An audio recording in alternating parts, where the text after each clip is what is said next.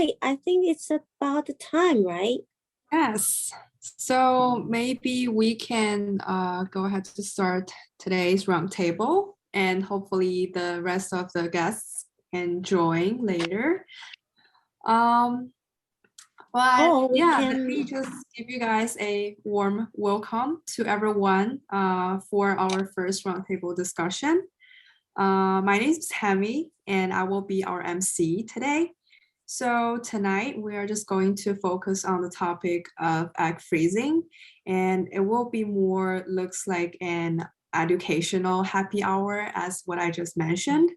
So we really hope everyone can getting a good idea of what egg freezing might be and learn a little bit about fertility preservation, where our mission is, of course, to help you guys, you ladies, have an opportunity to achieve the family planning goals and provide the best egg freezing experiences and success. And today we have an amazing panel of guests. And I would like to have Michelle, our Global Fertility and Genetics Practice Manager, to introduce our panelists. Thank you so much, Tammy. And I just want to say welcome, ladies. Thank you so much for joining us tonight. We are so thrilled to bring our first of many virtual roundtable discussions.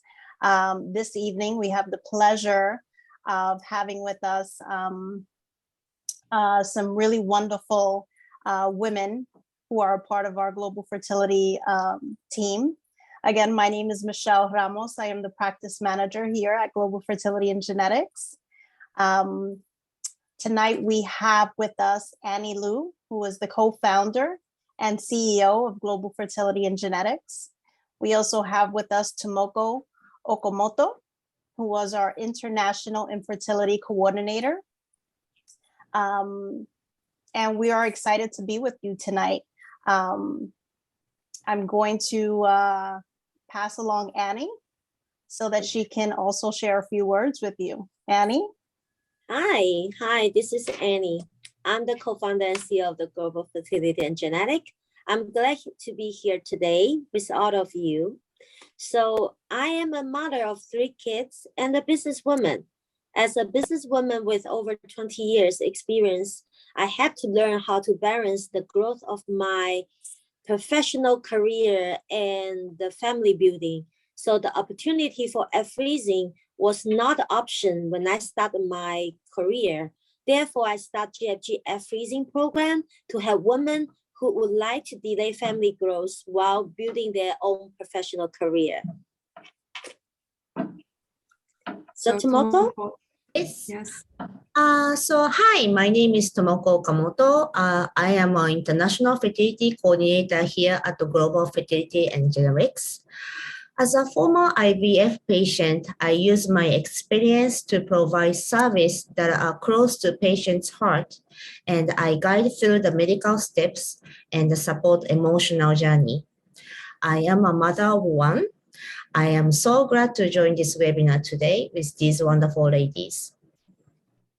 Thank you, everyone. Thank you, Michelle. Thank you, Annie and Tomoko. Also, we'd like to invite everyone who joined the webinar today to ask questions. And we have some Q&A time before we end today's roundtable discussion.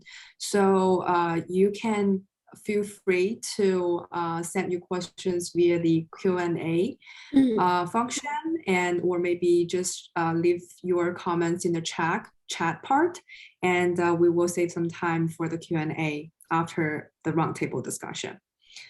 All right, so before we jump into today's discussion, let me give everyone a little bit background of egg freezing.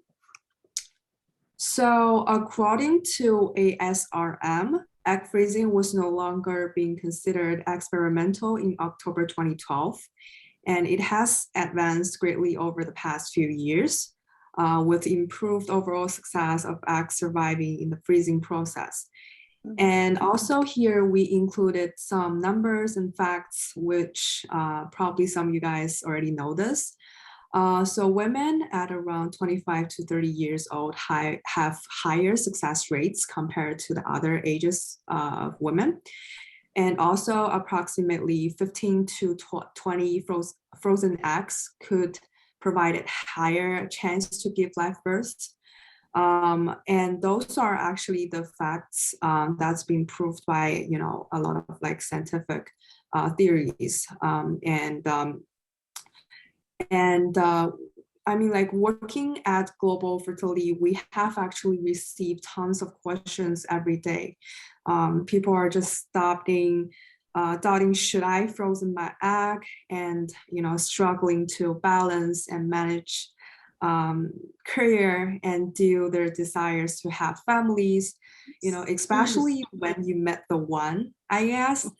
So let's ask our guests here today, in your point of view, since you share the different cultural background, what do you think could be the reasons for women to consider freezing their eggs? Annie, do you want to start first? Yes, of course. Years past, I have met many clients in global fertility and genetic. So most of them are because of the personal reason. So women is planning to have children after 35. This is main group, right? As we know, egg freezing can be used to overcome the limitation of reproductive aging, also known as the biological clock. So women are born with about 1 to 2 million potential eggs. They are only about around 400 or so will ever develop into an egg during ovulation. Basically, yes, we are talking only around 400 eggs will be ovulate during the woman's reproductive lifetime. So unlike skin cell or blood cell, which regenerate, our body cannot make more egg cells. So our ovarian reserve is like a bank that doesn't take deposit. They only withdraw. You only can withdraw from it, right, with each passing month. So women from age 20 to 35, there is a gentle decline. It's gentle decline. I would like to say gentle decline, slowly, infertility per year. But after 35, the rate drop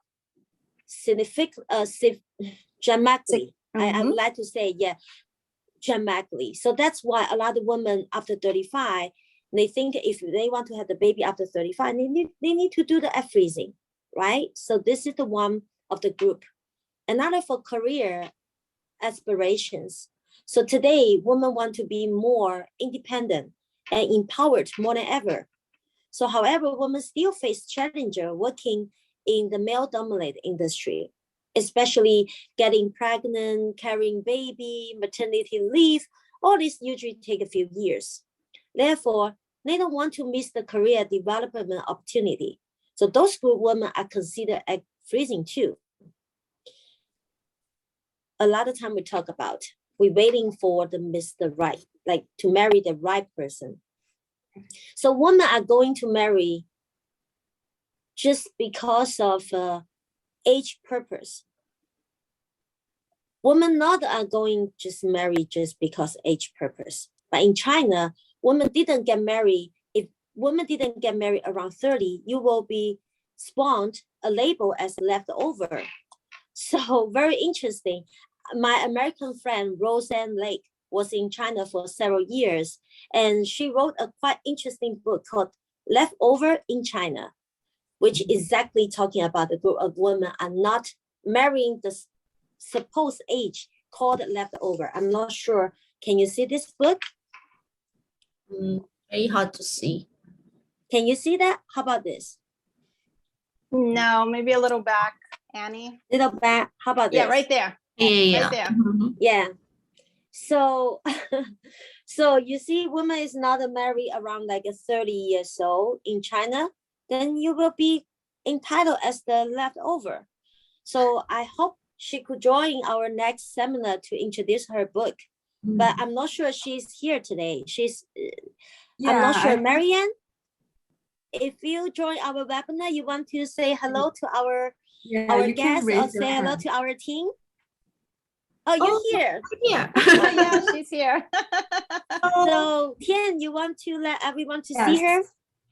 Yes, I'm doing that on it.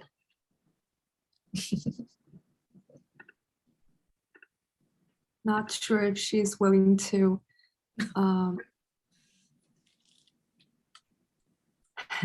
Hello? Hi. Hey. Oh, hi. Hey. Hi, Rose. How are you? I did not expect to have a cameo. Great to see you here. So yeah, we have a wrapping up. I'm just at my desk working and I don't have my webcam set up on this screen, but I'll gladly join you guys another time. Sure, really sure. We are looking looking forward. You know, I think we have a lot of guests, a lot of friends, a lot of patients, a lot of people want to get to know your book about the China leftover. But actually for F-freezing, the woman never gonna be called leftover. So I think there's a lot of potential. You might working on your book soon. Exactly. Hopefully we can give everyone less stress to rush and get married and have children. Between your skills and my research, hopefully that's something that we can share with people. Thank you. Yes. Sure. Thank you. Yes. And thank you. Thank you for Thank joining. you, Rose. Thank you. All right.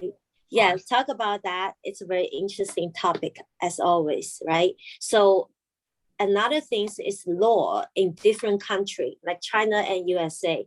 So I just figure out Chinese government regulations forbid the air freezing service to unmarried women. Can you believe that? But it's real. Wow. Yeah, and some hospitals deny married women a freezing service if they do not have their husband's consent.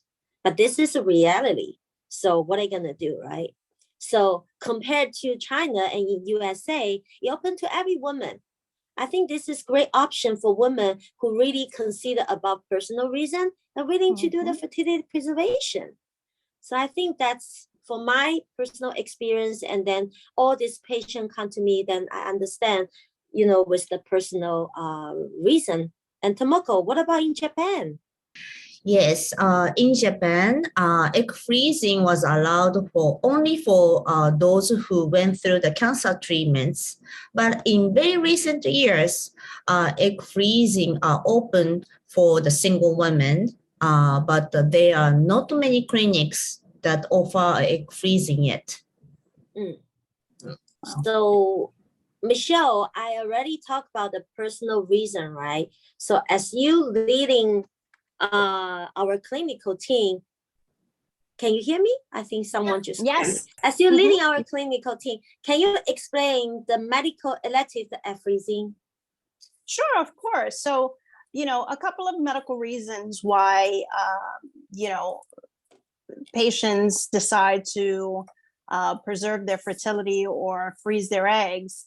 One of the reasons is women who are going through cancer treatment, you know, unfortunately going through different therapies of radiation and chemo. They really do, you know, impinge on you being able to have children. So before going through the therapies, egg freezing is something they definitely do in order to preserve their, you know, fertility preservation. Another reason is the risk of, you know, early decline in ovarian function. You know, some women unfortunately experience early menopause and don't even realize that they have a family history of it. So, you know, one of the reasons to, you know, go through the process is to make sure that you have a safety net, you know, something that, as Annie mentioned earlier, kind of have this bank where you can deposit and keep in a savings when you are ready to start a family. You know, another reason that women have, you know, preserve their fertility is because of endometriosis or recurrent ovarian cyst. Sometimes this also, you know, it causes the infertility of, you know, making it harder to become pregnant at an older age when you do experience or have, you know, these kind of medical illnesses. So these are some of the reasons why women, medical reasons, why women go through fertility preservation or egg freezing.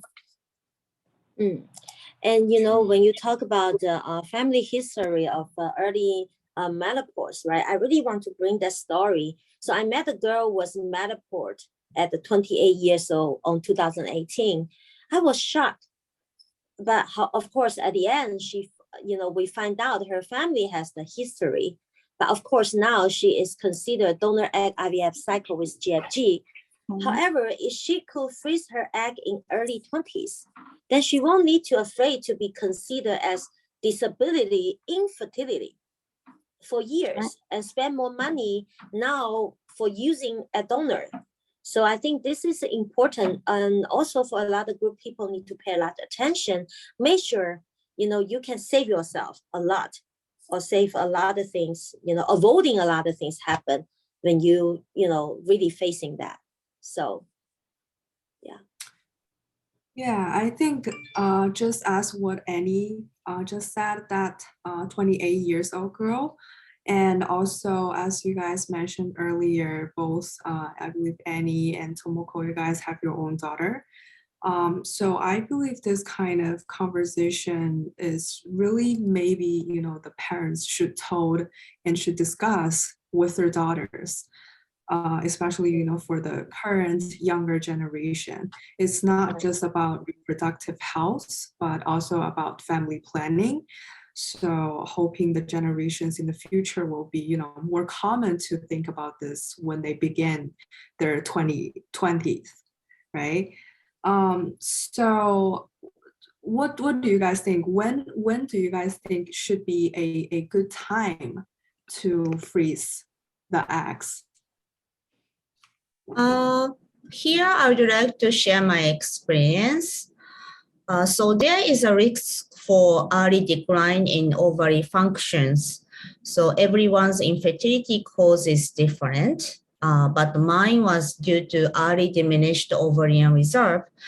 AMH level can tell women's ovarian reserve as it stands today. Mine was less than 0.5 when I was 33 years old, which was less than the average AMH level for over 42 years old women. My period was regular, so I thought I was healthy and had no problem, but it turns out that secretly I had a problem. So I encourage you to check the AMH level as soon as possible. So for my experience, I should have freeze my egg when I was 20 or 25 years old. Wow, that is a definite, it's really important. I'm glad you brought that up, Tomoko, about the AMH, which is, it's a hormone, ladies, that's called anti-Müllerian hormone, AMH. And what that hormone shows us, as Tomoko mentioned, is our, your ovarian reserve. So it tells us what your internal bank, egg bank, has within your body. So the higher the number, the more, better quality of eggs you have, and the lower the number is when that diminishing, reserve, goes down. So it's important, although we think, hey, I'm in my early 30s, I'm healthy, I eat healthy, I have a regular cycle, you just never know until you go and you get tested. So it is really, really important, ladies, to, just get tested, see how your ovarian reserve is, so that you know how to take your journey or your family planning of, maybe freezing your eggs or, preserving your fertility, maybe can be done at an earlier age, and you can avoid going through, the obstacles of infertility down the line. True. And Tomoko, I believe you just mentioned you have your egg freezing done. So, or maybe I should say you are kind of like experienceable. So can you share us a little bit from a patient's perspective? So what does the egg freezing process actually involve? For this, I think Michelle can maybe explain the clinical part better. Okay. Yeah, sure. So the process of freezing your eggs, it entails of you coming into the office. You would come on the second or third day of your period, or as we call your cycle. On this day, we check your hormone levels, your follicle stimulating hormone, your estradiol, your LH, and your progesterone. We also do what's called the baseline ultrasound. During that ultrasound, we look at the uterine lining, and we also check for your ovaries. And during this, what we look for is to make sure that your uterine lining is at a thin level, and also that there's no cysts, no polyps, nothing that would impinge you starting your cycle. After that, once you come in for your blood work and ultrasound, you will then start what's called the stimulation with medications. Medications can range from oral medication to injectable medications. And what this medication does is it stimulates the follicle count so that you can produce more eggs, during the process, so that when it is time to retrieve your oocytes or your eggs, we can get as many as we can, which is why we give this medication. From beginning of the cycle to your very day of retrieval, the cycle length of stimulation is anywhere from 8 to 11 days of taking this medication. So pretty much from beginning to end, your cycle will last you about 2 weeks. That is the process of the egg freezing. Okay. In a clinical standpoint. Right. Now I think Tomoko can speak more of the process of what a patient goes through during this process. Yes. So a lot of patients ask me, is it painful? So I will say there is nothing to worry about. The procedure itself is very safe, but there are some elements of egg freezing that can be uncomfortable. Although the experience is not painful for most women. So Tami, can you play my video of my the self-injection? The cute video.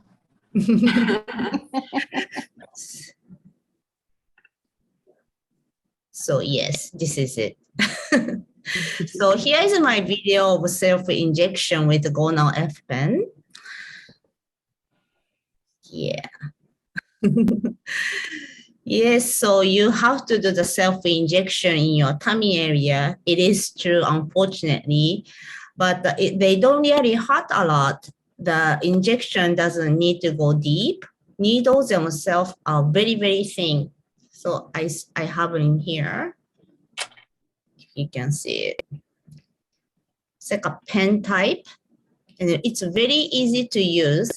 And it does not hurt like a vaccination or anything like that.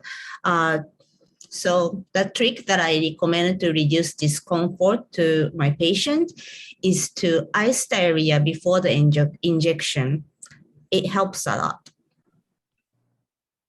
And when monitoring, we need to do a vaginal ultrasound. These can be a little uncomfortable, but it shouldn't hurt.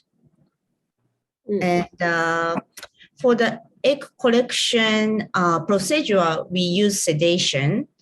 While you are comfortably asleep, your egg will be gently collected by our doctor. When you wake up, a few minutes later, you may feel a little crampy, like a pill-like pain. We will give you a safe and mild pain medication. So another trick is to put the heat pack in your tummy area to ensure you remain pain-free. So yeah, I have to say sedation is great. It is like a best nap you ever had. It's what we like to call our happy juice. But I still want to say you are very bravely. It's very brave and smart to do all this. Yep. Okay. So our next question is pretty much related to this one. So what are the emotional impacts you may experience of freezing your eggs? So I've from what I've experienced with my patients, one of the, main questions or, worries that they may have is, expectation of the quantity of eggs that, they may produce or, are extracted. And, I've learned that with expectations during this process, everybody's experience is different.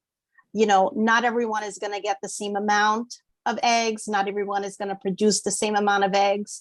So, it's an emotional roller coaster, like I like to say, because, women are going with this high expectation of, oh, I need to obtain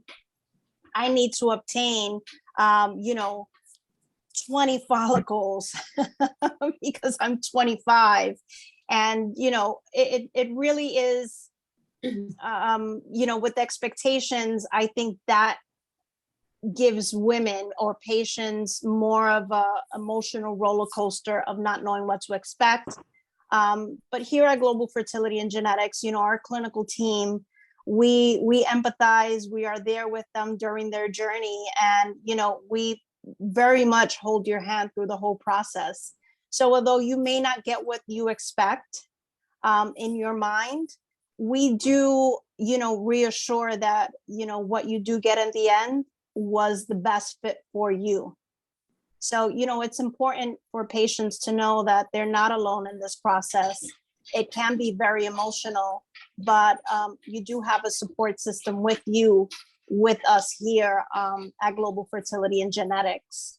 But Tomoko, I know that you've experienced this yourself firsthand. What would be some advice or what your experience was emotionally? You should feel empowered by it, but I understand it will be the emotional journey. So I recommend to bring your support, like bring your mom, bring your friends or family member. You know what?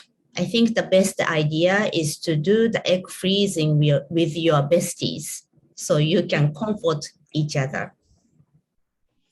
I think emotional is come from fear, right? If you are understanding whole process, understanding the medical science behind the scene, understanding the technique we are using today, you will not be afraid. So you are not afraid, that you are not panicked, you are not emotional. So I believe that is one of the reasons we are here today, right? Sure. Great. So our next question we wanted to discuss for today's discussion is why more women than ever are freezing their eggs currently? So, all right, at Global Fertility and Genetics, right? So GFG Center, egg freezing procedures increased dramatically in 2021 compared to 2020 and 2019. We jumped around 50%. It shows more and more women are turning to freezing their eggs to safely extend the plan to having children later in life. There's some reasons. So for safe, so egg freezing is no longer experimental and starting to catch on, because now the first wave of patients is starting to have baby from it. So as we're seeing that it works. So people believe frozen eggs can use in the future when they are ready for having babies. And second is time. So the pandemic have made a big impact as well. A lot of people can work from home, so they can kind of squeeze into it.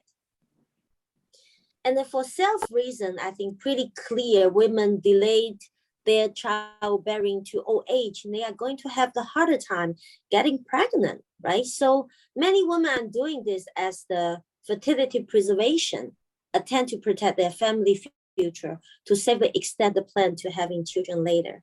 But I think a lot of time people also think about, financial reason. So besides, we change the price for more affordable. The insurance coverage have improved and taking place at the same time. So we also have finance option. We are also, GFG also authorized with such fertility companies who deal directly with us and not your insurance company. For example, like Progeny and Wing Fertility. So if you want to get to know more about this, you can contact us, contact Michelle. But last one I want to mention, because GFG intimate treatment. So we provide white glove service with no language barrier to help ease the difficulty of pursuing egg freezing. So therefore, we are looking forward to working with you in the near future. So that's why we're getting more and more women trying to booking and make a consultation with us, so yeah, that's the reasons. That's great. Anyone has any comments that wanted to add it? Michelle, Tomoko? If we don't have more comments to be added here, we are going to head over to our Q&A box. All right. So, okay. So if you have any questions, you can send it to us from the Q&A, that button below. And we do receive some questions inbox right over here. All right, so let's see what we got right here. All right, so the first question is it better to freeze eggs or freeze embryos? Well, I think this would be clinical question, yes. Right? So for some women, they don't have a partner. So in order to create embryos, we need sperm. So for women that, the main purpose that women freeze their eggs is because they don't have a partner, right. Or, they still haven't reached that far in to think of family planning per se. So this is why women freeze their eggs. In regards to it being better to freeze eggs or freeze embryos, it all depends. If you don't have a partner, then it would be great for you to freeze your eggs to have that safety net when you are ready to plan for a family. You have that security safe in the bank, like we like to say. But you can, if you do have a partner and would like to create embryos, you can also create embryos as well. So either one is safe and either one is good. Yeah. But I think if they already have a partner, already have the embryo, I think a freeze embryo always had the better, higher percentage of the success, to getting a baby compared to using eggs, right? Like a freeze eggs. What I will say is, again, for women that don't have a partner, even if you do freeze your eggs, even when you thaw it doesn't impact your ability of having a live birth. So that I do want to make a note of. For women that do want to preserve their fertility, you can freeze your eggs and know that you can successfully have a live birth with these frozen eggs, even down the line, many years to come. So whether, again, you freeze your eggs or if you freeze embryos, you are still, your success of having a live birth is still in a high rate. High percentage. Thank you. Yeah, I believe some of the panelists already answered the next few questions, because our clients is also willing to know, like, for freezing eggs or freeze embryos, the pros and cons, and also which one is more expensive? So there's more involved when you're creating embryos, because now it's not just extracting your eggs. With creating embryos, there's more of a process to it. So creating embryos would be more expensive than it would be if you were just to freeze your eggs. Okay, so our next question is, the cost associated with this is a major barrier considering the disparities with access. What are some practical solutions for women to preserve their fertility if they have low ovarian reserve? So again, depending on how low your ovarian reserve is, we wouldn't know that until we run tests ourselves. So I always recommend patients to come in for the consultation. We can definitely run testing that needs to be done to determine how low your reserve is, what the quality of your eggs would be if you do decide to freeze them. But I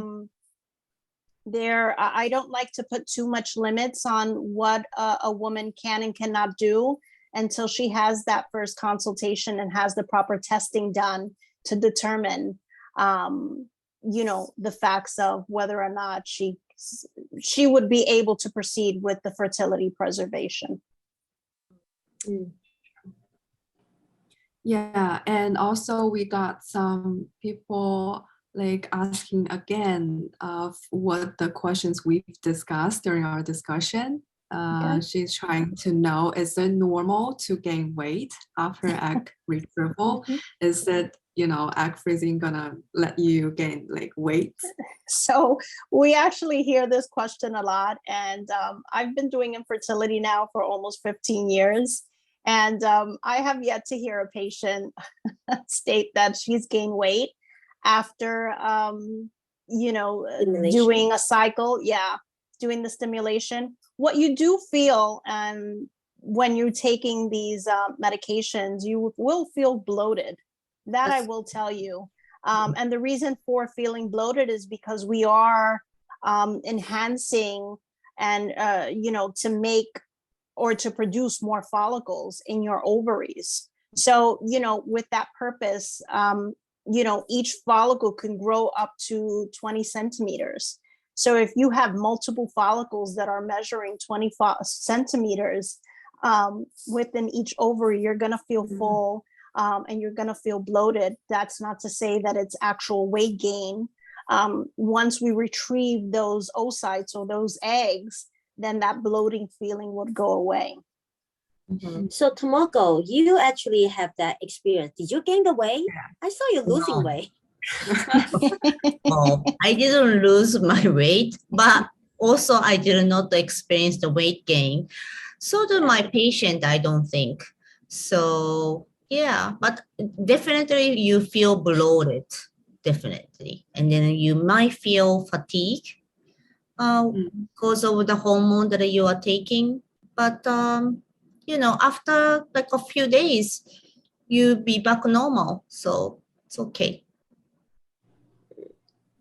Tammy, I did notice a question a patient had asked about estradiol or estrogen. Yes, that's the one. Yeah, so I just want to quickly add, if a patient has any allergies to any of the stimulating hormones that we prescribe, there's always different options. You don't necessarily, if you have a reaction to the medication, there's always a different medication that we can prescribe for you to take during those cycles, whatever particular cycle you are. There's always a plan B. There's always another medication that you can take that will also help to either produce follicles or to heighten the endometrial lining, to thicken it. There's always different medications. So we have different options in case a patient does have allergies to a specific medication. Okay. GFG, we always do individual approach. So, we don't do the cookie cutter one protocol. So we can customize to your needs. Definitely. Mm-hmm. Yes. And one also, size does not fit all, ladies. And we definitely know that here at Global Fertility and Genetics. So we really take our time to,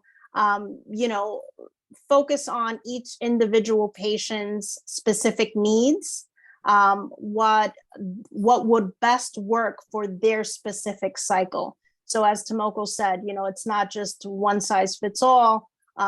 Every individual patient has their own specific cycle. So we do personalize each and every one that goes through a cycle to their best needs. Mm-hmm. And also we have received more questions from our guests here. They're trying to know how long will I be on medicine before the egg retrieval? So as I stated earlier, stimulation can range anywhere from 8 to 11 days of stimulation. The actual whole cycle lasts 2 weeks. So that is from the beginning when you first come at cycle start to the day of your actual egg retrieval. So it's about 2 weeks. Okay. And also some of them are trying to know if we have a lab on site and where will my eggs be stored after they're frozen? Also, how long can eggs remain frozen? I think those are the questions that we have been receiving every day, right? Sure. Infertility. Yes, we have a state-of-the-art lab here on site. So your whole infertility journey, your whole fertility preservation journey is done here at Global Fertility and Genetics. We are very proud of the lab that we have here. Our embryology team is amazing. So everything is done here. Your monitoring, your actual procedure, your egg retrievals, everything is done here at Global Fertility and Genetics. We also store, we have our own storage here on site as well. So we do everything. Everything is done here at Global Fertility and Genetics. And in regards to how long you can store, there's no time limit. Awesome.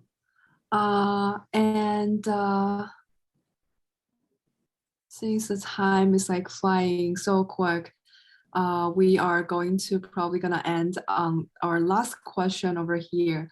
Can I do egg freezing back to back? So you cannot do it back to back in regards to doing it 1 month, month to month. What you can do is you are allowed to do 1 cycle, wait out 1 cycle until your body, becomes, just to see how your body reacts to after the retrieval. And then we recommend that you do it the following month. But again, each patient is different. And again, one size does not fit all. So it all depends. We do it on a case-by-case basis to see how well you do after the first retrieval. Great. So we have been, getting some other questions, but here we have our email, our website, our phone number, that if you have further questions, don't hesitate to reach out to us in terms of, whether insurance questions or egg freezing questions, any of that, or you just want to probably send a message to Michelle or Annie or Tomoko, feel free to do that. And we're happy to reply and help you. Also, don't forget to follow us on Instagram, Facebook, and YouTube. We will record today's video, and the video is going to be posted on our YouTube channel as well. Also, we will probably do a Chinese subtitles together with this video, so that maybe the patients outside the United States can understand what like the roundtables, like what our knowledge like trying to share with you guys. And yeah, hopefully everyone found some hope in this discussion, as well as learning from our roundtable. If our panelists, do you guys have anything that you want to share with all of our guests here today? I just want to give a big thank you for joining us tonight. We were super excited to start our series, and we are so honored that you guys joined us today. And we're very much looking forward to continuing this roundtable discussion with you. And we hope that you join us for our next one. Yes. Yes, I think I would like to thank you for our guests today, and especially for international. I think a lot of guests is from China, because I sent it to them, invite them. So it's their morning, so they're ready for the day. So the first thing they to do is come and join our webinar. So thank you for that. And also thank you for our local attendees here today. So welcome to, we're looking forward to working with you, and welcome to GFG family. In here, you are not considered as patient. You're going to consider one of our family members. We will take care of you. Thank you. And also, Tomoko, do you have something to share? Yes, I would like to say thank you for joining our webinar, and maybe some of the Japanese viewers are here too. So if you would like to contact me, please contact me in Japanese or English, whichever is comfortable for you. I'm here to help. Tomoko, why don't you just say in Japanese? そうですね。本日は、来ていただきましてありがとうございました。日本語で結構ですので、コンタクトしてください。よろしくお願いします。So last, maybe, yes, Michelle, saying Spanish. Ah, yes. Quiero darle las gracias a algunos familiares que podía estar con nosotros hoy. Si tiene algunas preguntas o quiere contarte con nosotros, conmigo, otra vez mi nombre es Michelle, puede contar la clínica, la información va a estar aquí y estamos aquí a su orden. Muchas gracias. Okay, then I'm gonna say Chinese, right? Yeah. 谢谢大家，很高兴今天能够在这里跟大家一起分享我们这个 Freezing 的这个 seminar， 然后希望大家有什么问题随时可以联系我们啊，谢谢你们一直对格莱堡美运的信任和支持，爱你们。Thank you, everyone. And also, as what Michelle told you guys earlier, we will going to have a series of roundtable during the upcoming months. So stay tuned, and we will also post the updates, share all of our moments on our social media channels. So don't forget to follow us. And thank you, everyone, for spending your evening with us. We wish you all well and be safe and healthy. That's the most important thing. And we are looking forward to see you very soon. Thanks, everybody. Thank you. Bye-bye. Good night. Thanks. Good night. Good night.